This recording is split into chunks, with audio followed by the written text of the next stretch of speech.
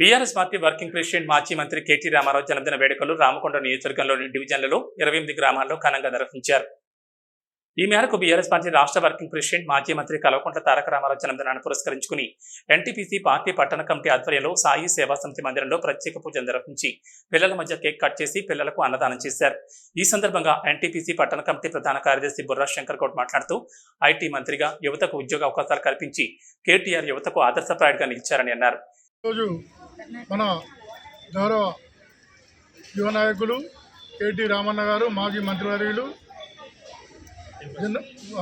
BRS party working president గారి జన్మదినం పురస్కరించుకొని గౌరవ మాజీ శాసనసభ్యులు కోరుకంటి చంద్రన్న ఆదేశాల మేరకు ఎన్టీపీసీ టౌన్ పక్షాన సాయి సేవా సమితి ఆధ్వర్యంలో కేకు వారి యొక్క జన్మదిన వేడుకలు ఘనంగా జరుపుకోవడం జరిగింది.